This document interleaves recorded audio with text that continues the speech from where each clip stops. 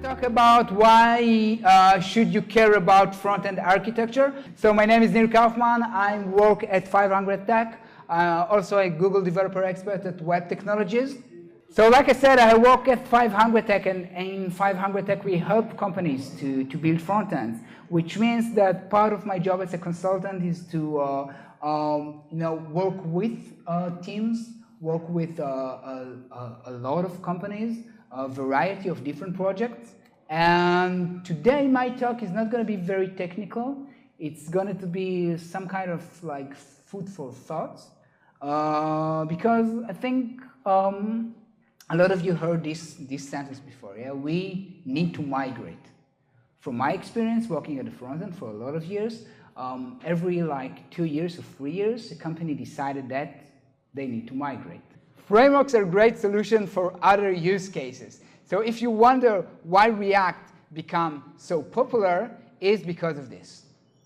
React is a library. And what's the difference between a framework and a library?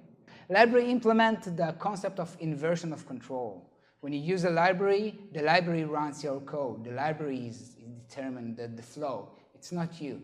And all of those libraries out there implement some kind of an architecture pattern, some kind of an MVC, MVVM, whatever. In other words, currently React, and maybe some others, but that's not the point.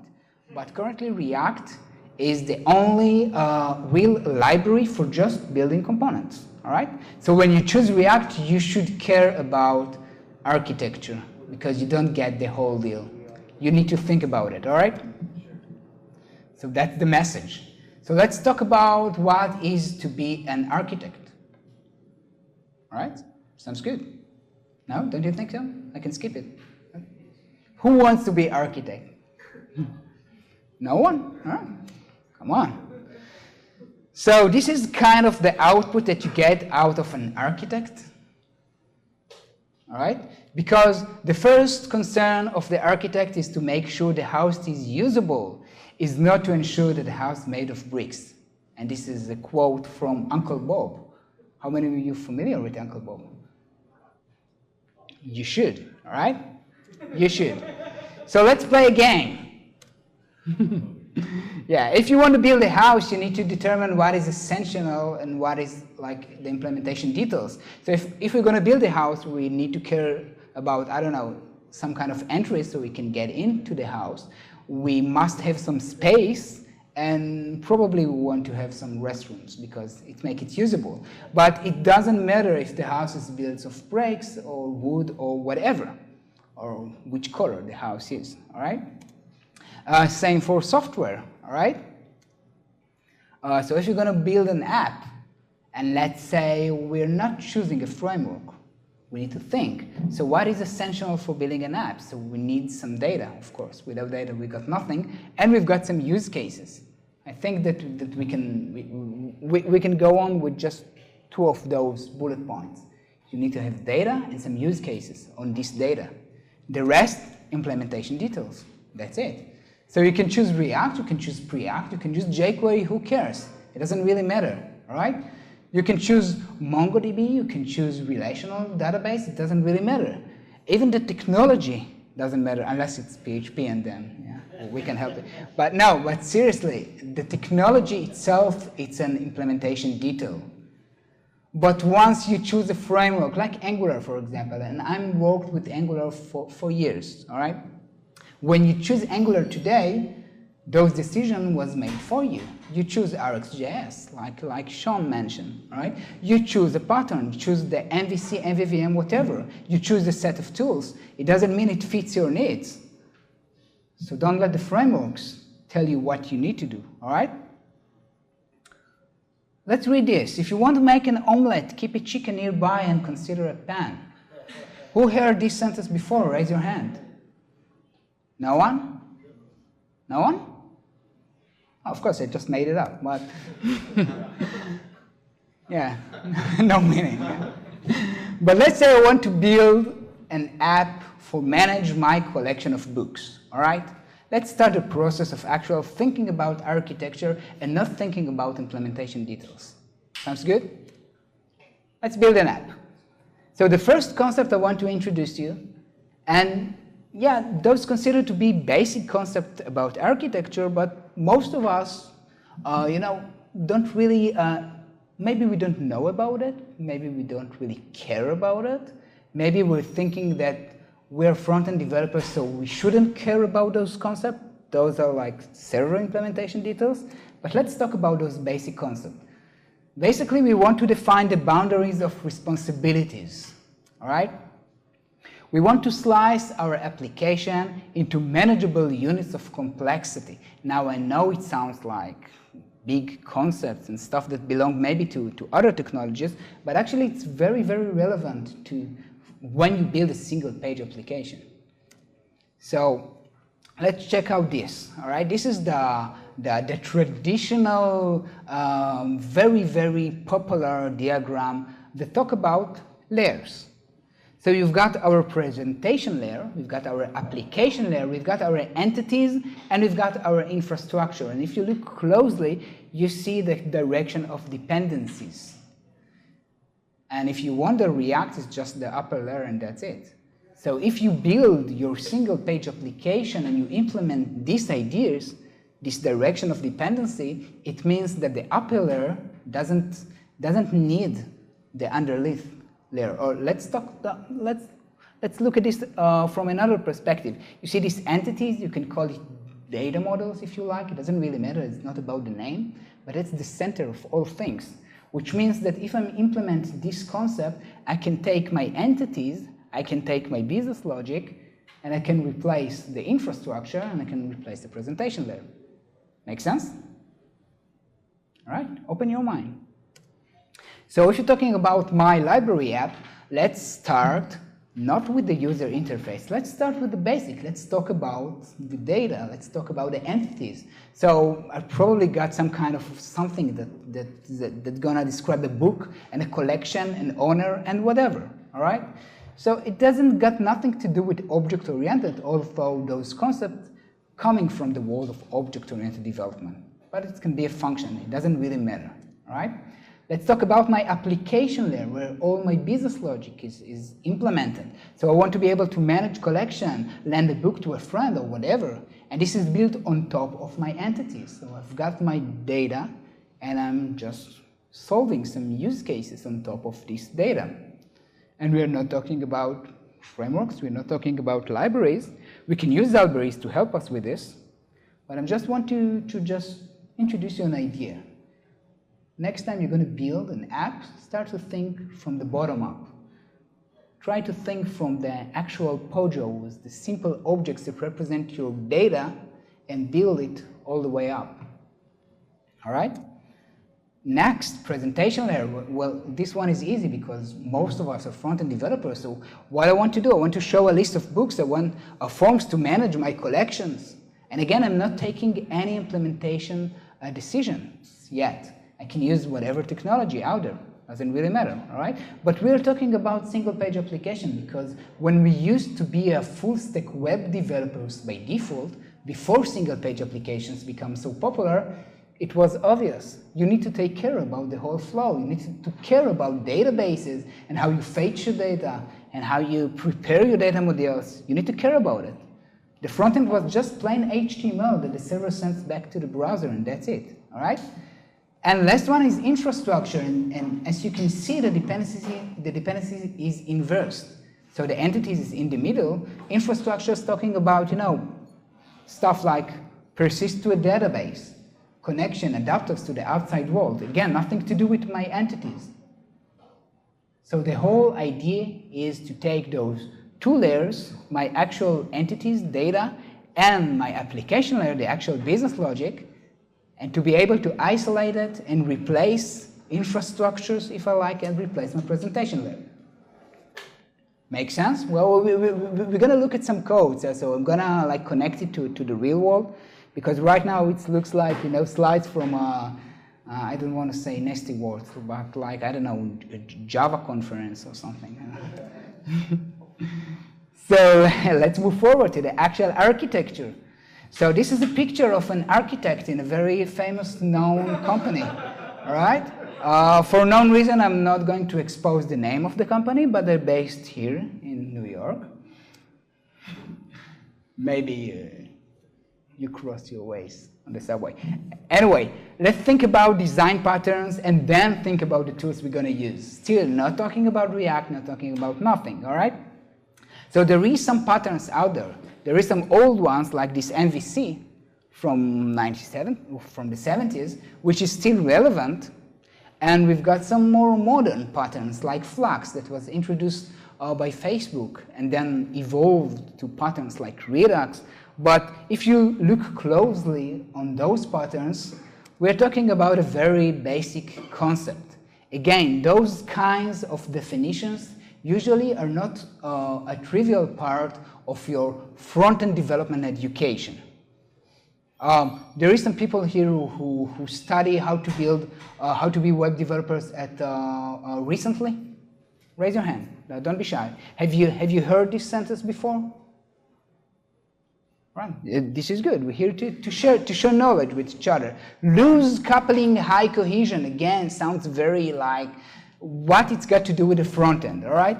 But if you break it to the definition, so coupling, talking about the degree of direct knowledge that one element has to another. Now think about your front end. Even think about just the presentation layer. You're trying to keep your components encapsulated.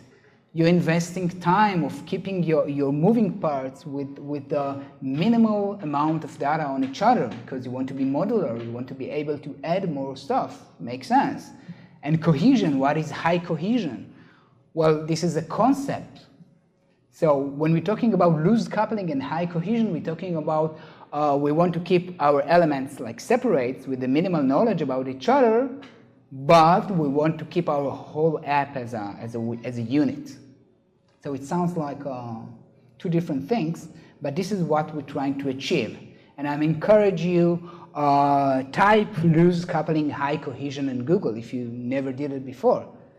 You'll be open up to a wonderful world. It will make you a better developer. Because a great developer first think about those concepts and then choose the tools. And no, everyone now using React and Redux, so let's take React and Redux and build our app. All right, so if we're talking about React and Redux, I don't want to talk today about React and Redux, so I'm going to build a stack. And it's not a very popular stack. Yes, I'm going to use TypeScript because I like it.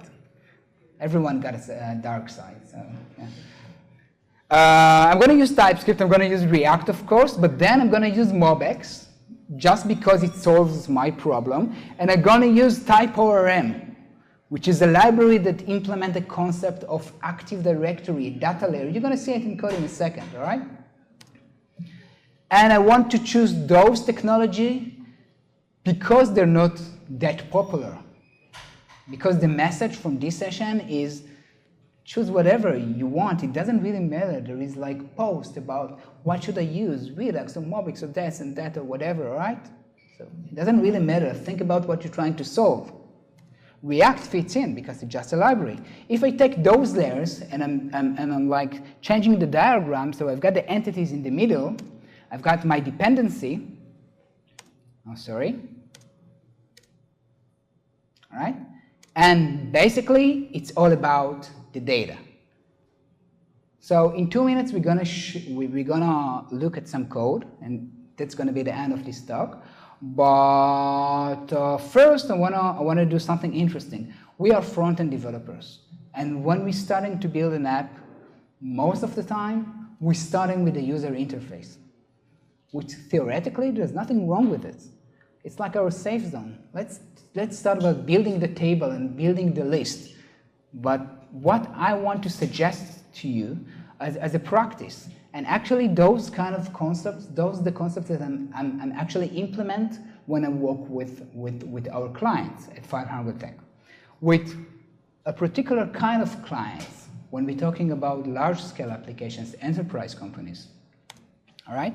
So I want to start with the entities. I want to start with plain JavaScript code without talking about UI. Then I want to build the outer layer of my use cases, my application layer.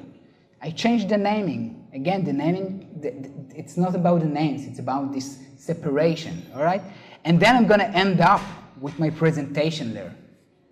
And if you just for the learning experience, try to build an app, but from the bottom up, from your data up to the user interface, you're going to learn a lot of stuff along the way. All right? So let's look at some code and those great animations. All right? Just before the live demo, this live demo is brought to you by WebStorm. My dad used VS Code. He will get home late. But my dad using WebStorm. So use WebStorm, get the job done, be home early. Again, this is not a popular, a common project structure that you're probably used to see, but that was my intention. I'm going to start with this folder, the entities. So I'm going to build just simple objects like a collection, all right? Like an owner, like I said. And if I want to implement these ideas of dependency direction, I want my entities to be loose coupled from the rest of my system. So I'm going to use a library called type ORM, which use decorators that maps this object to an actual table on my database. This is how you use this kind of syntax.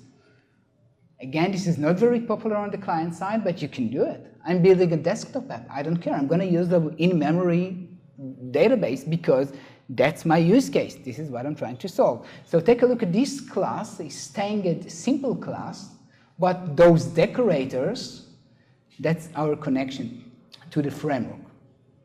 All right? Great. Next layer.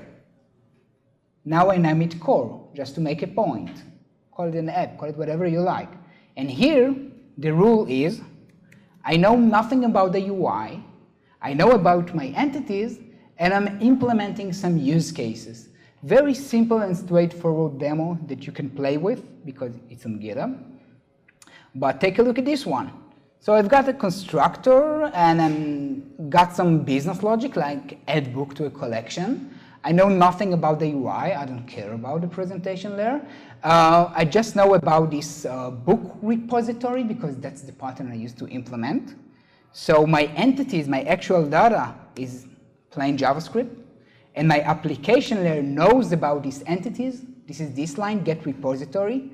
So I can do this, book repository, save a book, get all books, delete books, whatever, get books in owners and collection. This is my use cases. Make sense?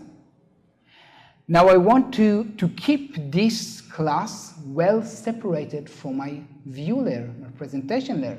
So I choose to use MobX. Why?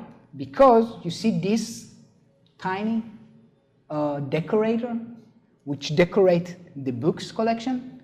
That's all I need to tell MobX. Now, when I move to my view layer, let's take these books, for example. Look at this class. He knows nothing about entities. He knows nothing about data. He knows nothing about actions and reducers and all this stuff. I decorate it with observer, and then I can just go over my books. So I've got a simple JavaScript loosely coupled from my application layer that is loosely coupled from my data entities. I can take this React code and completely replace it with whatever component library I will choose to use, even jQuery or plain JavaScript. All right? Again, this component got some inner state because it has a form, but that's it. It knows nothing about implementation details. Actually, he knows nothing about nothing. He's just calling this props stock add books to collection. That's it. Knows nothing about nothing. Of course, I've got my container app, which is the only components that knows about some states, and this is the glue. Stock equals new bookstore, and I'm passing this stock to presentation components, basic React stuff, but not your standard stack. If you want to prove that this crazy code is actually up and running, I can just type something like Redux book, a description book about Redux. The genre, of course, is drama. It can be a book about VS Code, and then it's going to be like a horror. And then I'm going to add it, and everything works, and you can see some things that maybe belong to other technologies, like SQL queries. But I'm making a point. It's not about the technology. Don't just choose frameworks and tools because they're popular. Think about what you're actually trying to build, and then choose the tools that implement these ideas. I'll share with you this code. You can play with it. It's on GitHub. It's implement a very clean architecture. POJOs, plain old JavaScript objects, entities, data models, MOBIX, clear separation between responsibilities. You can add more stuff to it, play with it. All right? Cool. So let's wrap it all. This is my agenda. Frameworks and libraries are implementation details. Don't choose them just because they're popular. Start by thinking about what you're actually trying to build. Then choose your tools, and don't be afraid to play with other technology stacks. There is a lot of them. This Typor and this MOBIX, maybe it's not that popular. Maybe not everyone uses it, but it can solve a problem. It can keep your code clean. Go ahead. Play with it, all right? Front-end architecture matter because you're building front-end applications. You need to care about the whole flow. Check out this blog, Uncle Bob, Clean Coder, great post, open your mind, all right? If you want some hardcore stuff, like I said before, this session was like a high level about architecture.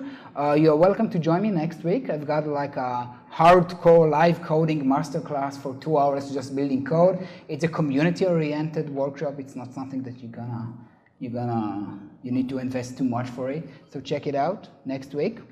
If you want to help make the world a little bit better, you can buy this book, my other books, all right? All the incomes will contribute to developers in this test, all right? And I want to thank my mother who's watching the live stream. Hopefully she's not the only one who's watching the live stream. And I want to thank you. You're welcome to keep in touch. Whatever, just type my name in Google. I have no privacy at all. So.